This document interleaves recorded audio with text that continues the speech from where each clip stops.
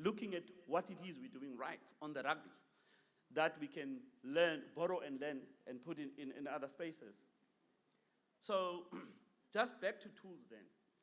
The way the foresight process works is that we sit together and we extrapolate on those trends, and then we decide what futures are facing us.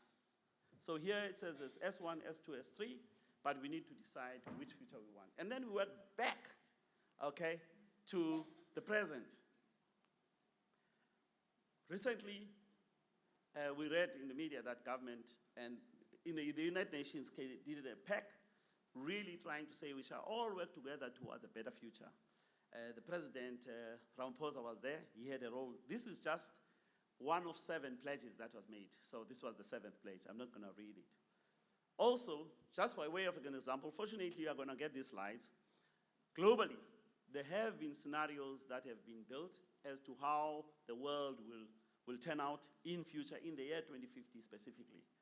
One team is complicated, the other one is politically this and that, and the other one is where humans are fair. But you can read that, as I say, when you go there. But what about South Africa? South Africa, we have MISTRA, okay, the Mapungubwe Institute for Strategic Reflection. Recently, they published these Indlulamthi scenarios. And this is the one most depressing, where South Africans could be 25% poorer than they are today. This was published in November last year.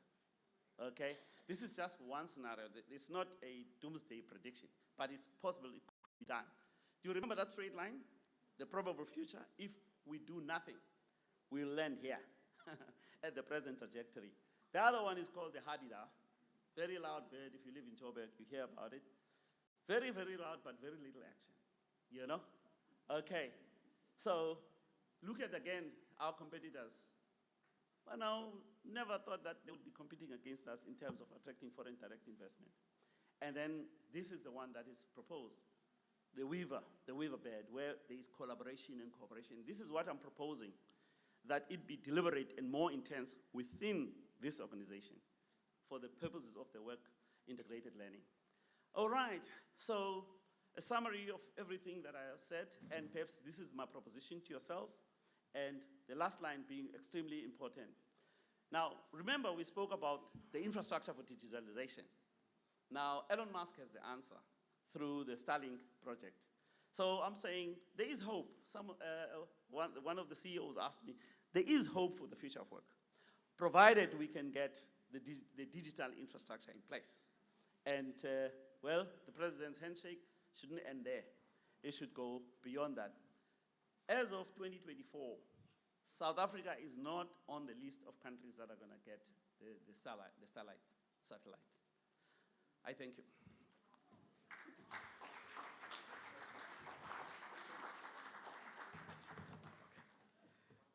Thank you so much, Sir, for your presentation.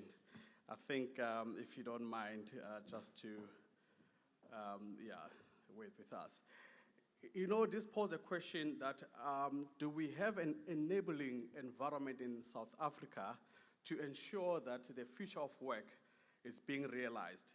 We have lots of intelligent people exiting our country where they go and explore and find greener pastures. You've mentioned Elon Musk, Mark Shuttleworth, for those who know him as well. He's a South African, child.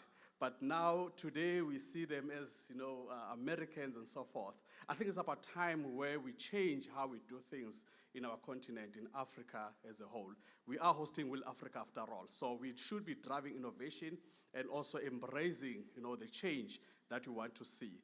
We don't want to be lagging behind, but we also want to keep up with the ever-changing trends and the era of the artificial intelligence. I think Mr. Naftali mentioned, the AR and the VRs, which is something that we need to see the college TVETs, actually promoting, because at the end of the day, we want to see future technologists, future artisans, and so forth. We are busy negotiating and communicating with the Engineering Council of South Africa to also look at acknowledging our artisanal, qualified artisans, actually, to be acknowledged by the Engineering Council of South Africa, so that they are also participating in a global scale as we are growing within the space of the technology.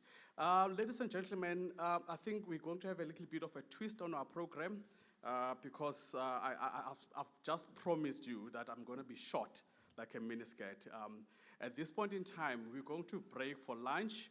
I know that some of these discussions will be taking over for the lunch. Please, let's try not to debate and argue, about the future of technology, but let's look at the future of chicken and beef and all those things while we're enjoying our lunch. Thank you. Welcome, Tarek. No, thank you very much. Thank you very much. Thank you very much, Mr. Shange. Colleagues, in terms of the program, we're supposed to have another presenter, but online. Now, there are glitches that they are still attending to. Before we bring people who are going to respond to both the first presenter and then the presenter that will be online. Because they are sorting out the issue of connectivity and that presenter, we decided that we'll go for lunch. Anyway, the program was inviting us to lunch at 12:15, which is 12:15 already now. But now we'll go for lunch. We'll come back at it's 12:15, right? We'll come back at 1:45, right? 30 minutes. So that we'll then start with the presentation online, and then immediately after that we'll have panel, then we'll have a discussion. So for now, let's adjourn for lunch for 30 minutes. Let's try to be time conscious. Don't eat too much so that you don't sleep when you come back. Just grab a little something for lunch and come back at 1:45, then we'll shoot with our program. Thank you. I know that we have questions. Please jot them down. Don't lose them when you eat. Thank you very much. Thank you.